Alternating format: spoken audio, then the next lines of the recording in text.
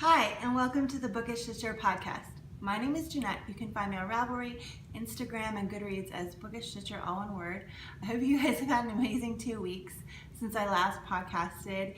It has been a crazy roller coaster ride here, just highs and lows. We had my son's 11th birthday, and that was so much fun, and he got to do a lot of fun things, and we spent I feel like a day, the day of his birthday, just I got him his presents, and I went to school lunch with him, and I spent the whole day on the phone with all the family talking to them, and that was so much fun. Since I last talked to you, both my husband's and my cars decided that they didn't want to drive anymore and that they were just going to have to go into the shop and live there. And it was so funny because I had to get a rental car for a while my car was in the shop, and it tells you how old my car is. It was one of those with the keys, but it has a push button, and it took me a while to figure out how hard you had to press on the brake and then push the button and stuff to get the car started. And I felt like I was driving a flying saucer space age car because my car is so old. It's now over 100,000 miles, and it still has the key that turns in the ignition, and so many things went wrong with it. It was almost one of those things of you're paying crazy amount in repairs, do you just put all that money towards a new car? So we didn't end up doing that. But yeah, and then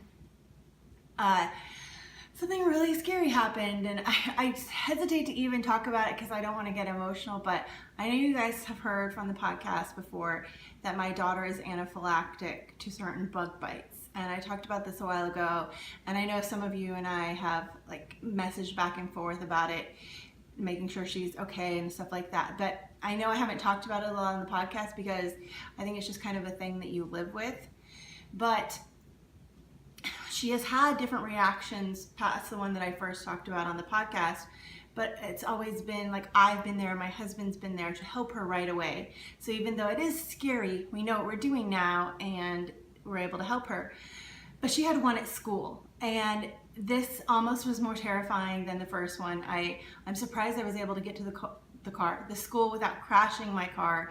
I can't really even talk about it because I get emotional, but the school called me and told me that she was in the nurse's office, that she had gotten a bite, and that her arm where she had gotten the bite had swollen up, and then she hadn't gotten a bite in this area, but her neck had gotten this huge rash and started to swell. They said she was still breathing, thankfully, and that sometimes with it she will get wheezing, sometimes with it she will vomit.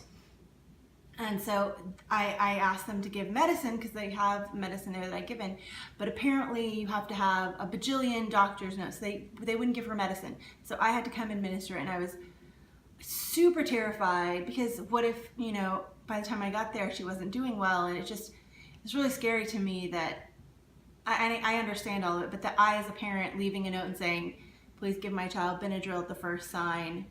Sincerely, her mom, wasn't enough. You have to have the allergy specialist, you have to have her pediatrician, you have to have an action plan, all this different stuff just to give an over-the-counter medicine. So it was really one of the most terrifying moments of my life because I wasn't there. Somebody else was there, but it was somebody who wasn't willing, couldn't give her any help other than, I guess they said they could put topical anti-itch cream, which doesn't help with a child who's having an allergic reaction. And her wrist was so swollen that she couldn't move it. By the time I got there, the skin on it was so swollen that it was starting to rip apart, and she had a little bit of blood. It was so bad, and part of me wants to homeschool her so that I can always be there, but at least I'm always on call, I can get it, and I'm kind of now afraid to take showers or something to be where I'm not right next to my phone in case I miss the call. But so why you guys are here for the knitting, because it's a knitting podcast.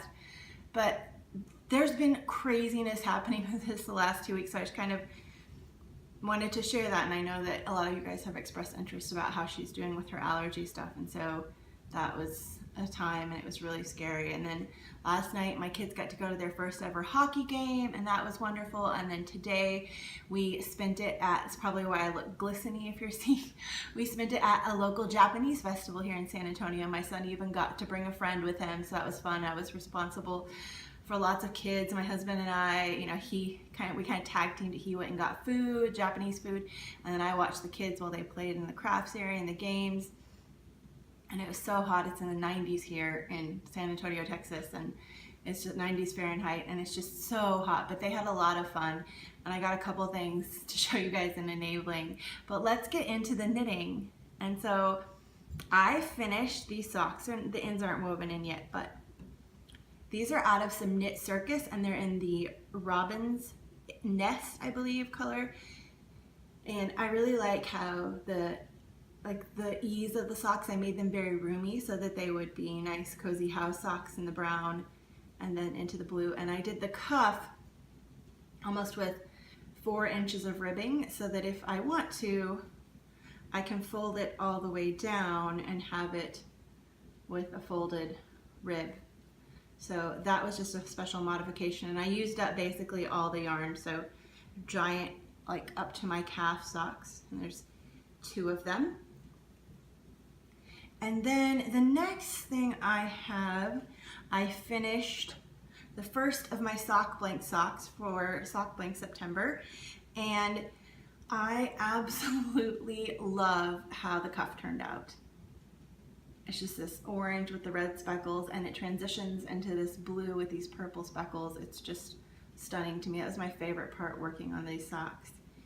And then I gauged it to where I ended that sock in the perfect spot to begin the next one so that they will mirror each other as well as they can. So it'll be a purple toe, then a brown foot, then the leaf cuff. And then this one doesn't have any of the leaf pattern up into the blue like this one did. You can see the speckles on this one up in the blue, but this one doesn't have that.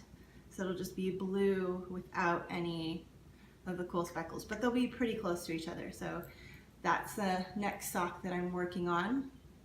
And since I don't like to bring sock blanks out and about with me, I tend to put like a heavy book over them and just knit them at the table.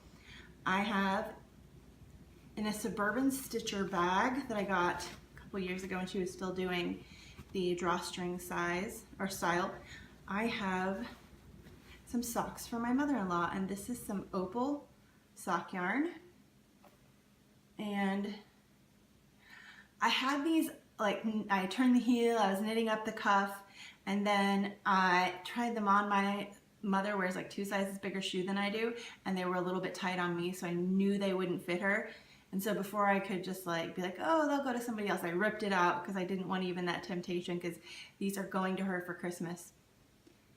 And this is very, I believe it's a Little Prince colorway, and it's got these shades of blue with this intermixed with this kind of purpley pink and blue variegated section. So it has kind of a tonal and then a variegated, which sometimes even looks like stripes depending on the stitch count. And that's what I'm using for when I go around different things. I'm knitting. I'm still in the first sock, but I've decided for the month of October, I'm not going to cast on any new socks. I'm just going to knit on the 4 or 5 I think I have on the needles right now, and then see if I can get a couple of those done. And then in November, I'll probably cast on some Christmas socks so that I can have Christmas socks that I'm knitting November and December. But yeah, that is all the socks that I'm doing. We walked around outside so much at the Japanese festival. It's so hot. I'm having iced coffee right now, and it's really nice.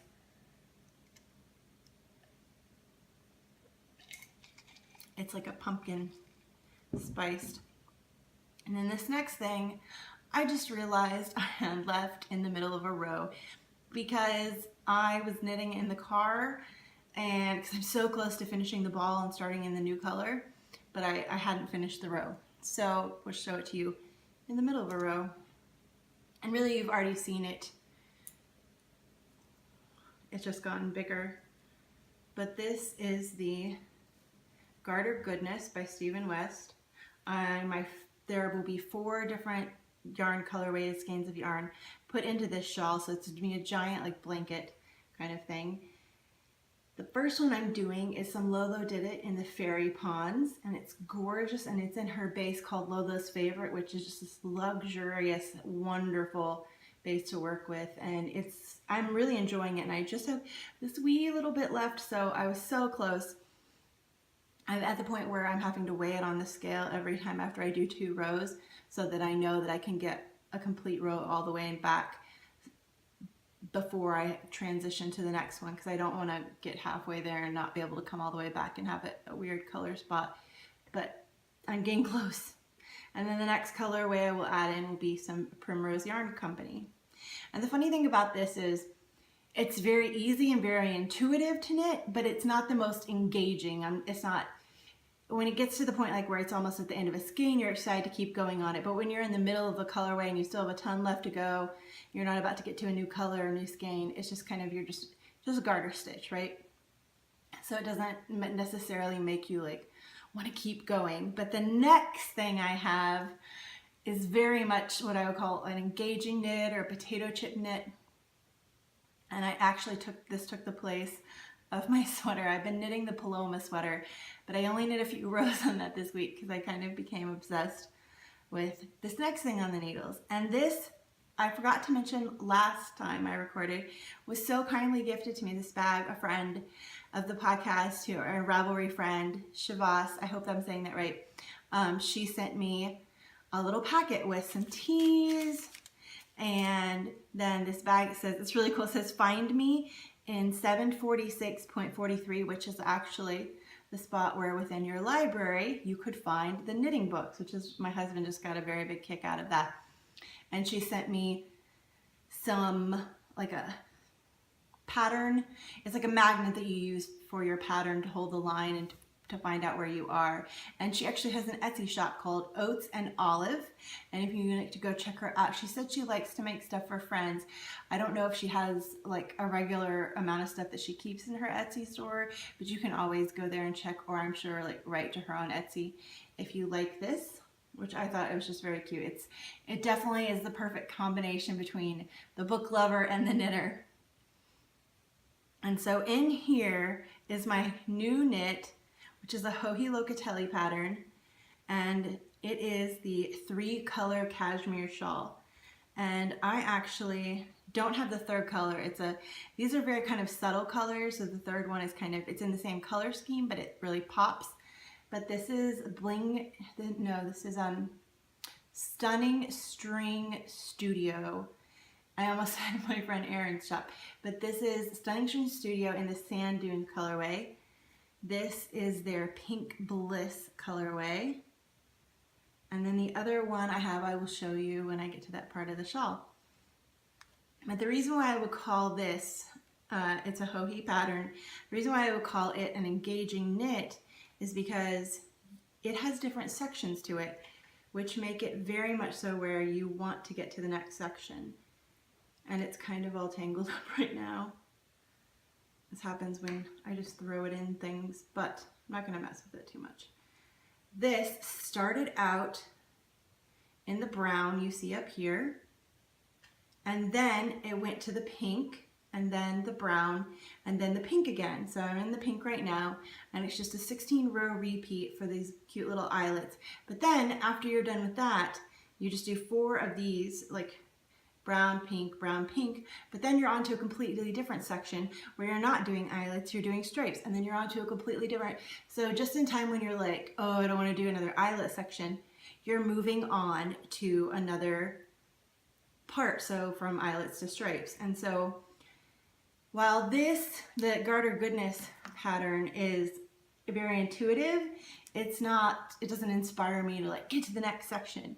And this pattern, the 3-color cashmere shawl by Joji Locatelli, is very much making me want to get to the next section. And I know Stephen West has some patterns that are like, have the engaging knits, and I know Joji has some that are more like the, oh, I'm forgetting what the name is. There's one shawl of hers that I've knit, Pure Joy, that is just sections, and it's all the same section, just getting bigger and bigger, so it's not as exciting. It's not what you would call maybe a sampler knit. I think of when you have a whole bunch of different stitch patterns that you're doing within a shawl or within a pattern, it's kind of more of a sampler, and that just makes it so interesting. And if you know of any, if you have a favorite like sampler pattern that you've done, I would love to know it, because this is really addicting and making me want to knit it a lot. And because of the increases that are done on this, it's got a lot. This is the longest needle I have, but it's got a ton of stitches. but it's not as deep because you're increasing so drastically at each edge that it's just going to be super long and not as deep.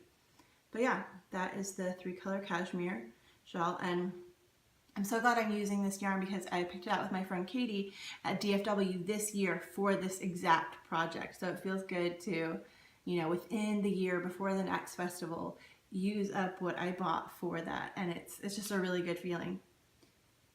And so that is all of my knitting that I have, that I really worked on. It's Spinzilla right now. I think this is the last day of Spinzilla. I have done Spinzilla every year, except for this year since I've had my wheel.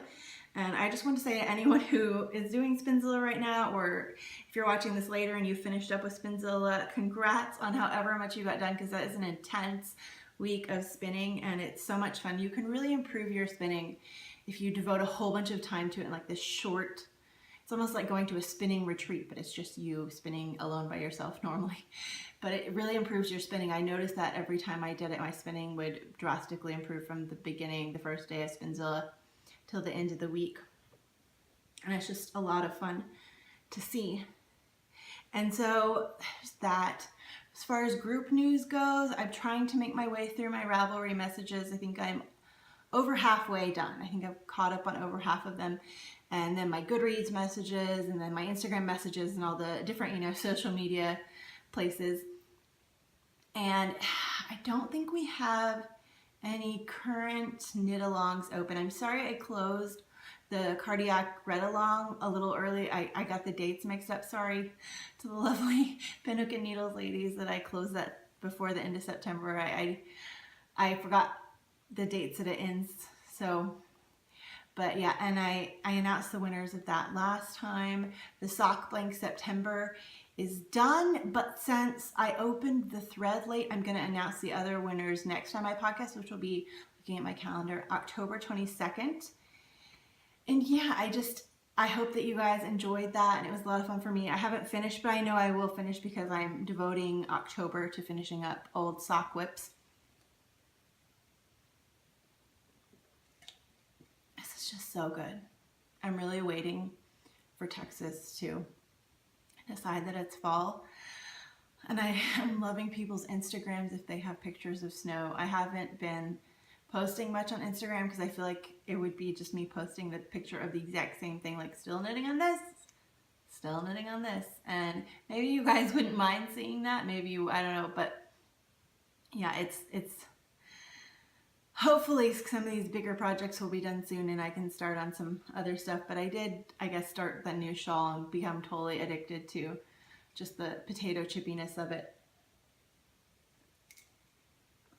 And as far as any other knit-alongs coming throughout the year, I know in November and December we'll probably still do the Sparkle Cow that we've done. This will be the 3rd year to do that.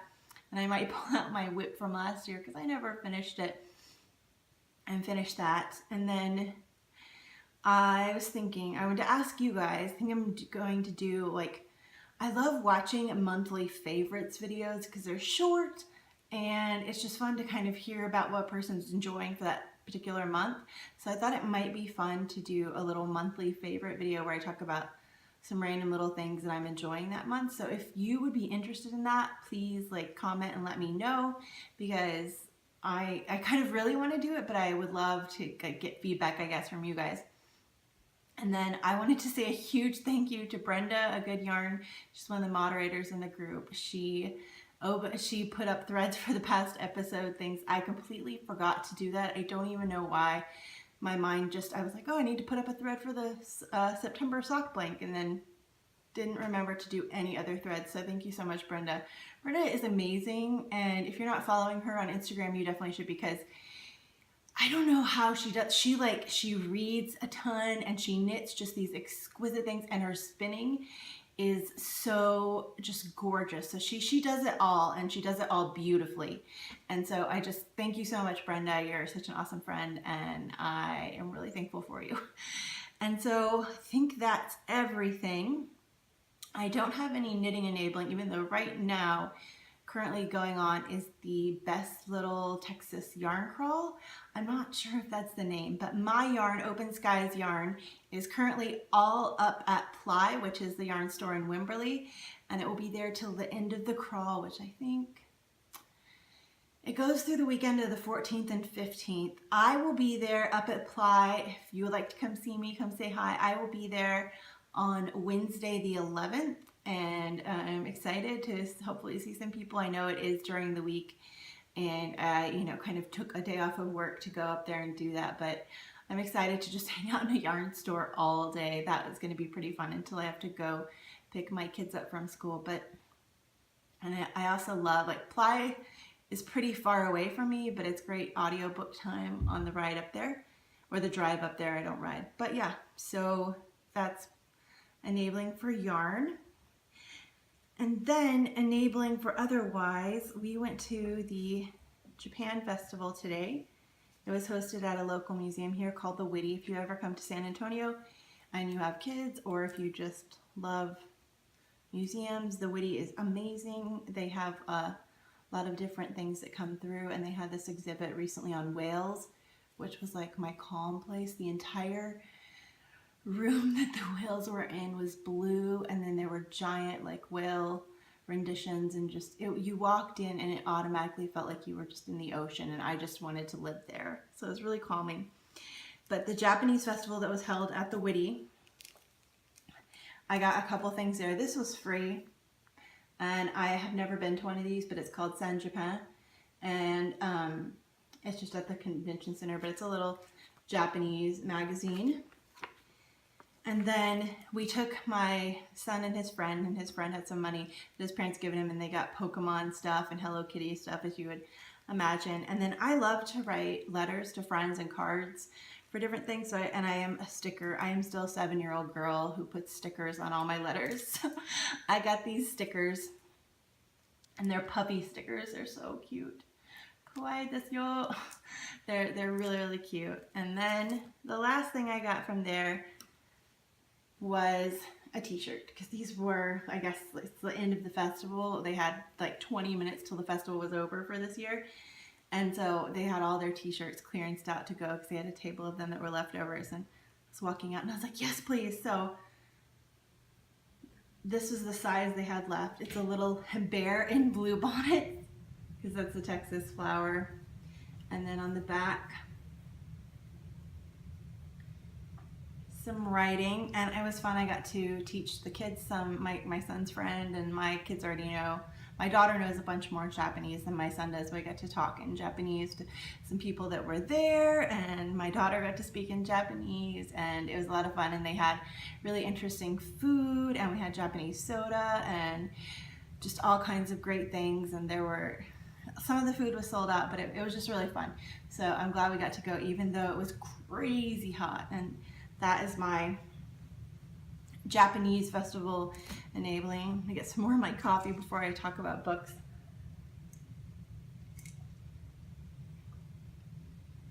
It's just so good. I have an ice cube in my mouth though. So I have 3 books for this week. Well, I actually only have 2, but the first one I listened to is an audiobook because of my job. And as the assistant to the wedding planner person, my friend, I am driving. I'm either talking on the phone, calling places to get price estimates for cakes, flowers. She has different people that she works with, and I call them to get prices. Like, okay, this person wants these kind of flowers or this kind of thing, and kind of get price estimates and write them down. So I'm either at my house calling people and writing down prices, or I'm driving around picking up deliveries, or I'm at my house assembling things. But it's a lot of driving, and so I have been stocking up on audiobooks when they have a sale on Audible. And a recent one that I did, it was under $5 on Audible, and it was called Woman in Black by Susan Hill. And this was really good. It was written in the 80s, but I would not have been able to tell that it wasn't written like mid-19th century, because it was just so well done. I feel a lot of times when modern writers try to write to that time period, it's really bad and it's just a fail. But this one, she started off as a short book too, so if you just have a little bit of time, it's great.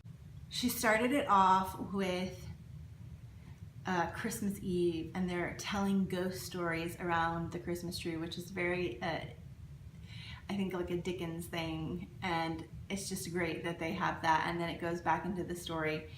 And those of you that have seen the movie The Woman in Black might think that this book would be very scary. The movie is much more overtly scary. The book is much more subtle. You know, it's more atmospheric. It doesn't even get into the details that the movie has like throughout about what the woman in black, like what she does.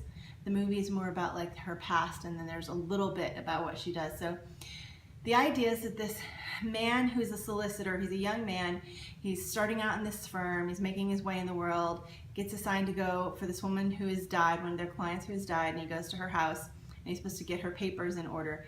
But he discovers that it's haunted, and there's like this backstory, and it's just so well done, and it's quick, and on Audible it's under $5, like I said, and the narrator is a British man who has a very nice voice, and it was perfect.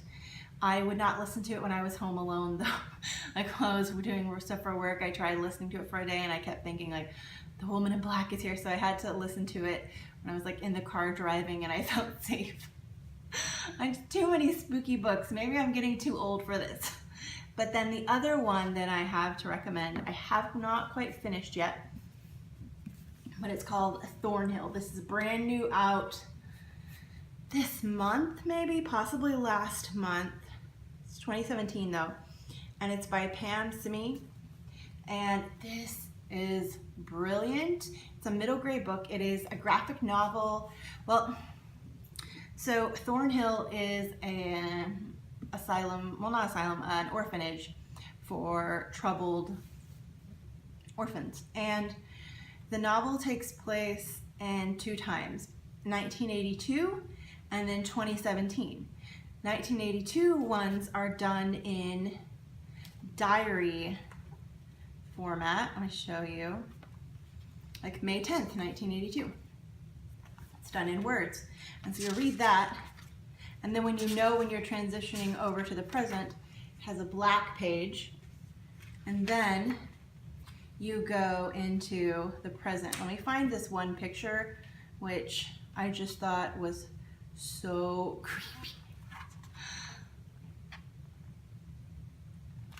So that's the thing. So the girl in the present keeps seeing this girl in the abandoned property of Thornhill, which has been run down for a while, and nobody's supposedly living there because in 1982 there was a horrific death.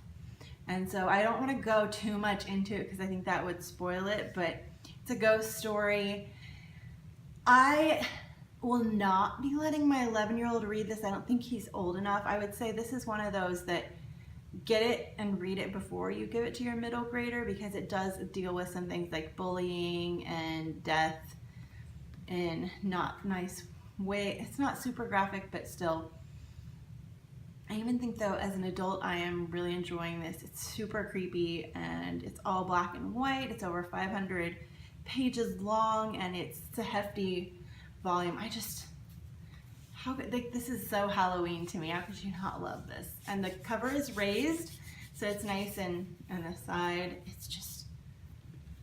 it's beautiful. And I am almost done. I think I have, like, if I sat down, I'd have less than 15 minutes left in reading it, because so much of it is the illustrations. But it's at the really, like, the climax of the books. I had a hard time putting it down and coming to podcast, so I probably will be finishing this as soon as I hit the stop button. But yeah, if you're looking for something really creepy, or if you find adult novels too creepy but you still like a little bit of creepy, Thornhill by Pam Smy, so good. It says, a lonely girl in a new town, a ghostly figure in the window, a derelict old house, a mystery spanning the decades. So, an orphan faces a bully alone and plots her revenge. Years later, a girl catches a glimpse of a figure in a window of burned out and abandoned old house and begins to unravel the mystery of Thornhill. And which is always creeps me out, there are dolls in this, like old-fashioned dolls. My mom had a doll when I was a kid that always sat in her room, and it was like 100 years old, and that thing terrified me. I remember being a kid and it would be bath time and my mom would be giving me a bath, and I would always dart my head to look around the corner to make sure that that doll was still there and it hadn't moved because it creeped me out so much. She was not in the best conditions. She had like the doll had like one lazy eye and the other eye was always open, and her hair was like, it was just the creepiest thing you've ever seen. And I think it was my great-great-grandmother's doll, and my mom was like very attached to it. Thank goodness she hasn't tried to give me that doll yet, because oh my god, I still feel horrible memories. I remember as a kid peeking around to make sure that doll wasn't moving. So this, yeah, it kind of plays to my childhood fear there as well. But that is all of the books the spooky books that I had to recommend. But I've been reading a couple graphic novels this weekend, like the Thornhill, and I was reading this new to me series and I saw something that made me think of you guys. So I wanted to share this with you because I love my knitting friends. And so this is from the Lumberjanes series. It's fun, perfect middle grade, fun one. But I just wanted to share this. So the chapter is Friendship to the Craft, and the quote that made me think of you guys was, "I get by with a little help from my yarn." So it's a little story about yarn helping the Lumberjanes. So I just wanted to share that with you as like an ending thought. And then also at the end of this will be the clips from the Japanese festival. So please let me know if you have any, like what your favorite engaging knits are that keep you wanting to go. And also if you would like a monthly favorites video, and I hope you enjoy the Japanese clips at the end. I'm gonna go finish my book and not leave this at the end of the row. I can't believe I did that. I don't know if I've ever done that on the podcast before. 3 years and I hadn't done that yet, so I guess it was about time. But until next 2 weeks, I hope you guys have a wonderful week and you get to do all the things you love. Okay, bye guys. Pictures for $2, so come and have fun. Thank you. Cooler, but in this weather, we are having the booth right there. A lot of people try to use that, but they said it's hot. But this is summer kimono. It's also supposed to be cooler.